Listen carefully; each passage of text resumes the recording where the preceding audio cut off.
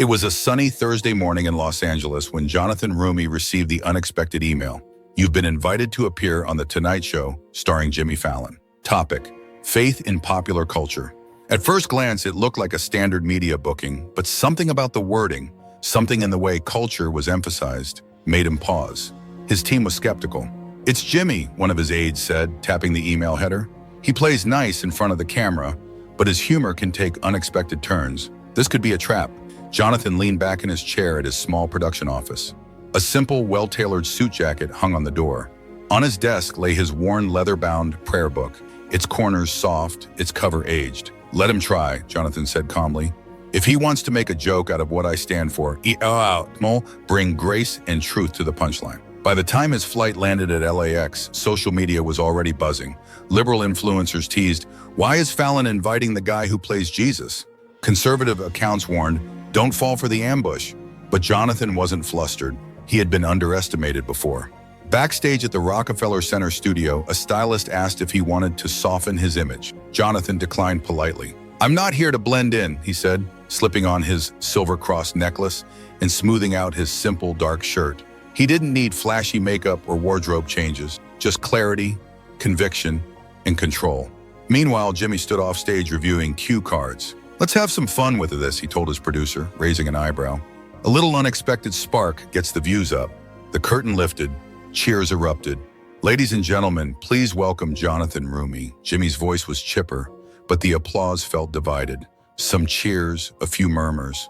Jonathan stepped into the spotlight, smile steady, back straight. Jimmy greeted him with that famous grin, but his eyes, Jonathan noticed, were measuring. "Jonathan, Jimmy began after some small talk.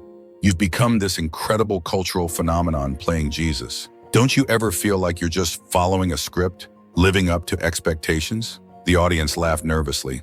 Jonathan didn't. "Actually, Jimmy," he replied, his voice calm but profoundly clear.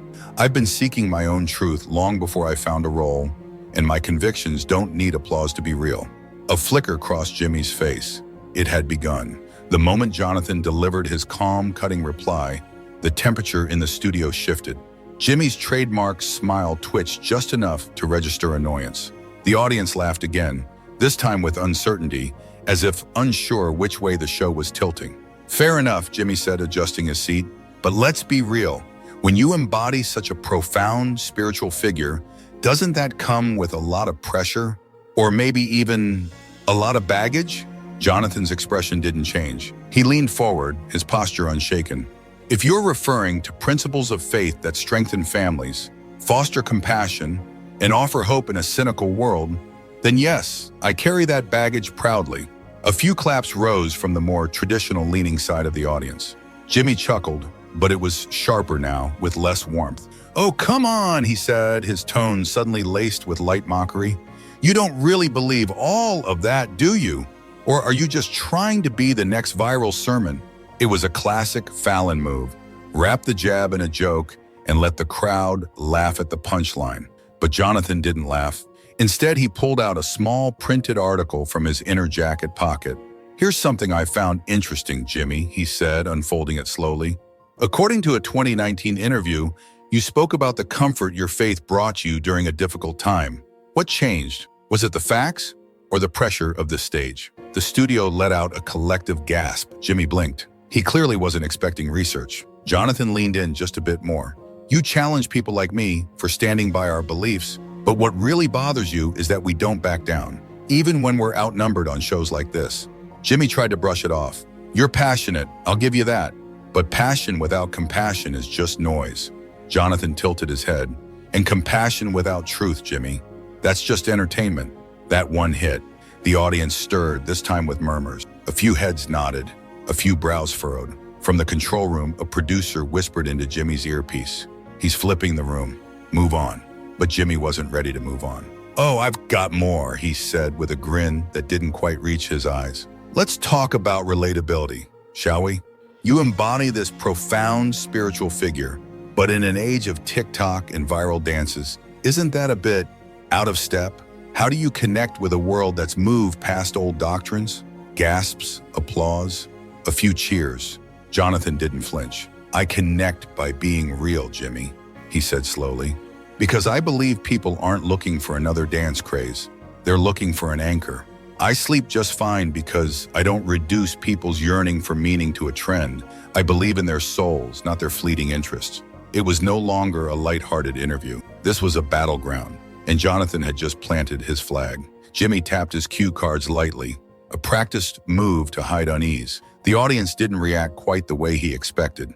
Normally, when he playfully called someone out, especially someone from a more traditional background, the crowd would erupt in easy laughter. But now there was tension. Jonathan sat with perfect composure, hands folded in his lap, his silver cross necklace gleaming subtly under the lights. He didn't need to raise his voice. He didn't need to smirk. He let his words do the heavy lifting. "You see, Jimmy," Jonathan said, voice steady as stone, "people don't tune in to watch a cultural ambush disguised as banter. They tune in for truth, even if it challenges their comfort." The words landed. Even some of the crew backstage exchanged glances. Jimmy let out a forced chuckle. "You're a tough one, I'll give you that. But truth is complicated, and I'm not sure you see the whole picture." Jonathan responded without missing a beat. "Maybe not, but I see enough to know that faith, conviction, and a love for something greater than ourselves aren't punchlines. And yet, every time someone on your side talks about unity, they forget to include people like me." That line drew unexpected applause. Sharp, real, and scattered across the room like lightning. The sound made Jimmy hesitate, just long enough for Jonathan to press forward. "You say I don't understand struggle," he continued. "I grew up in a working-class American family where we packed lunches, not privilege. I paid my way through school. I interned, hustled, failed, and stood up again. What I didn't do was inherit a talk show, millions of dollars, and a platform to mock people for their values." Boom! The audience let out a mixed reaction. Some impressed, some shocked. Jimmy's trademark smile finally slipped. For a moment, he looked small behind his massive stage desk.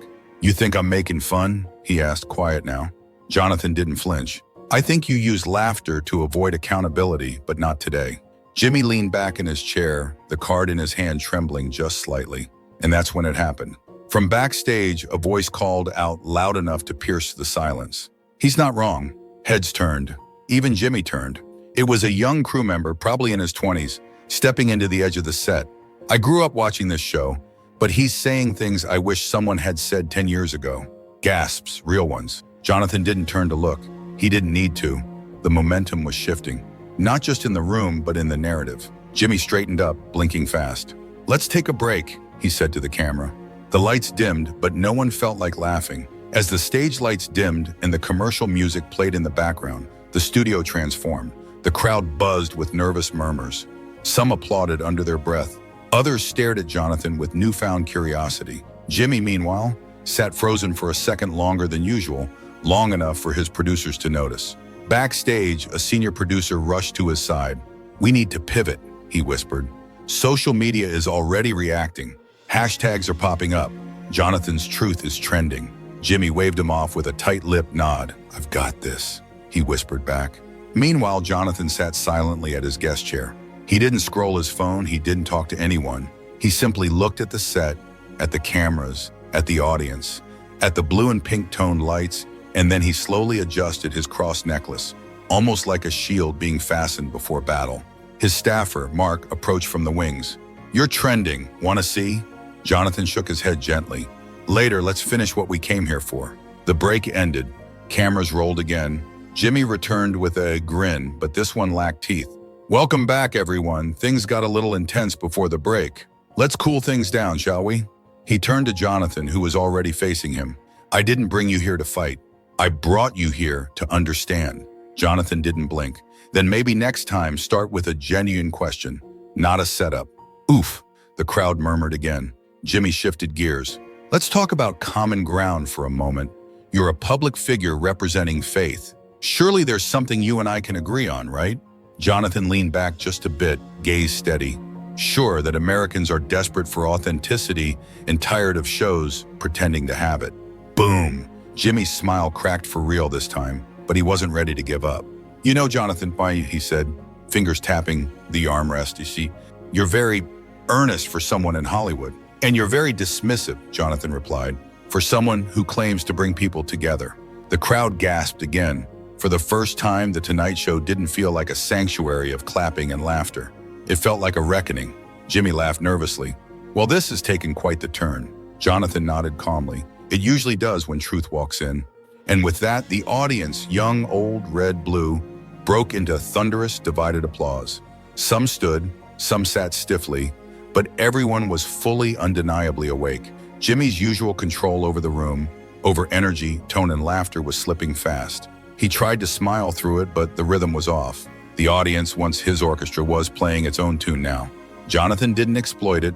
He simply let the silence linger. Then he leaned in, his voice lower, more deliberate. "You know, Jimmy, I didn't come here to argue. I came here because you invited me. But from the moment I sat down, I was treated like a problem, not a guest." Jimmy blinked, caught off guard by the measured tone. Jonathan continued, "You say you want unity.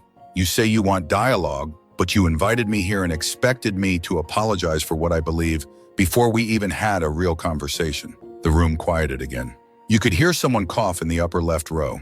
No music, no laughter, just quiet. Jonathan's words weren't shouted, they were anchored.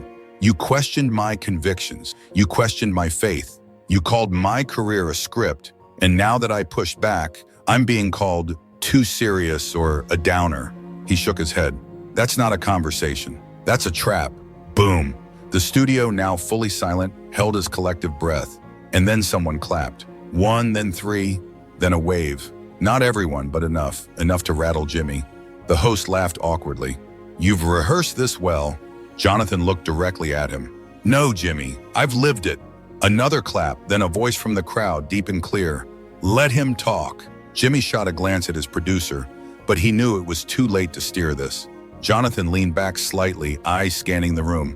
"I work in an industry that often dismisses faith. That's fine, but I love my country, I believe in its people, and I don't need Hollywood's approval to know what's real." He turned back to Jimmy, expression softening just slightly. "You don't have to agree with me, but if this show is truly about genuine connection, then maybe start by showing a little respect for what anchors others." It wasn't a line meant for applause, but it got one. Loud, real, lasting. Jimmy's face was still, his jaw slightly clenched. He'd faced tough interviews before, but none like this, because for the first time, it wasn't a celebrity or a politician across from him. It was a man with steel in his spine and no interest in playing nice. And the crowd wasn't laughing anymore. They were listening. Jimmy adjusted in his chair, the light sheen of sweat now visible along his temple. Subtle, but real. He wasn't used to being challenged like this, especially not on his own turf. The applause still lingered in the corners of the studio like smoke after a fire. He tried to clear it with humor. "You know, Jonathan," he said, his voice just a bit sharper, "I've had on world leaders, artists, activists, but I've never had someone come on my show to lecture me." Jonathan raised an eyebrow. "Then maybe it was overdue." That hit hard. Jimmy leaned forward now, voice tightening. "You act like you're some kind of prophet, but let's be honest. You're an actor. You perform, you deliver lines. That's what your job is." Jonathan's face didn't change, but his voice did. It dropped a half octave. Calm, cold. "You just described exactly what you're doing right now." The audience gasped. Jimmy tried to laugh, but it caught in his throat. "Oh, come on." Jonathan didn't blink. "You're spinning because this isn't going how you expected. And instead of adjusting, you are attacking." Jimmy opened his mouth, but nothing came out. Jonathan continued. "I didn't come here to be liked. I came here to be honest. If that's threatening, maybe the problem isn't me." That line stuck to the walls of the studio like glue. Then in a moment that changed everything, Jimmy fired back with something too sharp, too personal. "Maybe if you stop in being so overtly pious with that little cross of yours, people would take you seriously as an artist." The audience recoiled. Even the producers looked stunned. Jonathan's hand slowly went to his necklace. He didn't touch it. He just let it be seen. Then he stood calmly, quietly. The room froze. He looked at Jimmy, not with anger, but with deep disappointment. "This," he said, "is what the elite in this industry really think of people like me." He turned slightly toward the audience. "You mock what I wear. You mock what I believe. And then you pretend you're all about understanding." Dead silence. Jimmy was visibly shaken. Jonathan didn't raise his voice. He didn't storm off. He just said one thing. "You just told the world who you really are." And with that, he sat back down. A full 10 seconds of silence followed. Not a single clap, not a single word. Jimmy had crossed a line. And Jonathan, he had just turned the entire studio into a courtroom and let America be the jury. The silence after Jonathan's last words was thick, like fog on a cold battlefield. It wasn't a dramatic silence.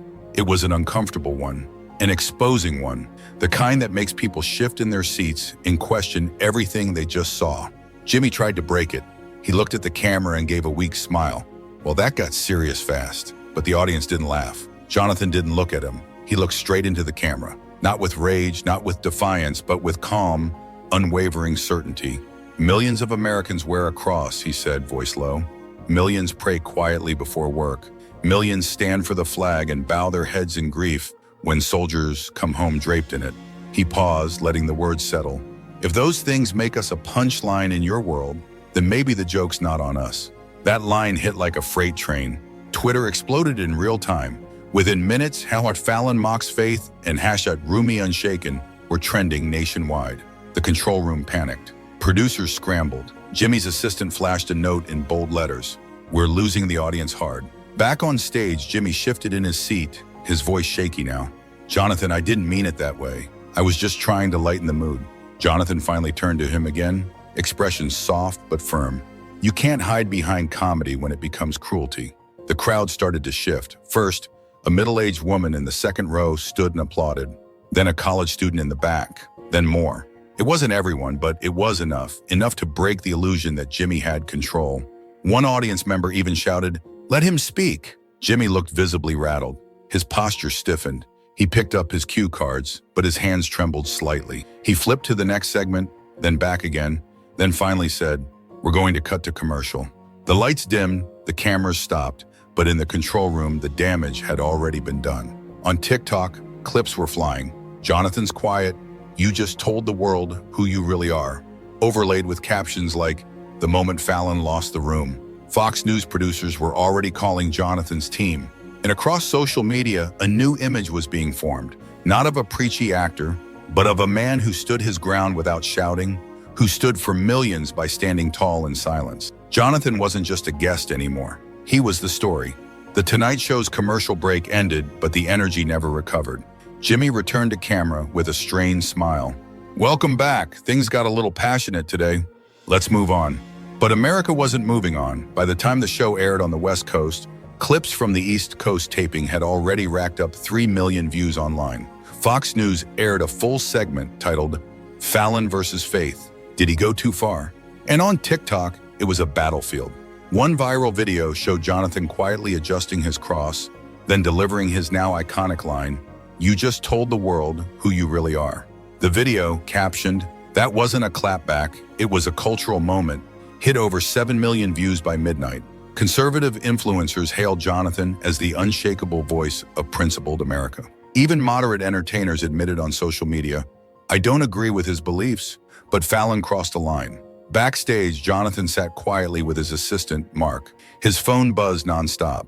News alerts, booking requests, DMs from veterans, nurses, even former atheists, thanking him for standing up. Jonathan just turned to Mark and said, "We're not done. Book Hannity, Tucker, and CNN back to back. Let's take this national." Across the country, reactions poured in. At a diner in Des Moines, a waitress pointed at the TV and said, "That man just stood taller than most people I've seen on that stage." At a university in Chicago, a professor rewound the video 3 times, whispering, "He never even raised his voice." In Hollywood, a prominent faith leader known for his quiet conviction smiled as he forwarded the clip to staff with one line, "Jonathan just gave us a culture win." Meanwhile, Jimmy's team went into crisis mode. A written apology was drafted but never posted. His PR manager advised silence. "Let the news cycle move on," they said, but it didn't. The #FaithGate began trending by morning. A poll from a major outlet asked, "Do you believe Jimmy Fallon disrespected faith on live TV?" 68% said yes. Jonathan wasn't a side character in someone else's narrative anymore. He was a central figure in a national moment, and he was just getting started. 3 days after the interview aired, Jimmy Fallon canceled his next taping. The official word was production scheduling, but the media didn't buy it. Headlines filled the feeds. Fallon faces fallout after faith clash. Jonathan Roumie goes viral for calm rebuke. Is late-night TV losing touch with America? Jonathan, on the other hand, was everywhere. He appeared on Hannity, witty, holding his own with poise. On CNN, he sat opposite a skeptical anchor and delivered every answer with clarity and conviction. He didn't gloat, he didn't spike the football, he just kept showing up, and America kept listening. At a small-town church in Georgia, the pastor used his quote in Sunday sermon, "You can't hide behind comedy when it becomes cruelty." At a national faith and culture conference in Texas, his speech was moved to the keynote slot.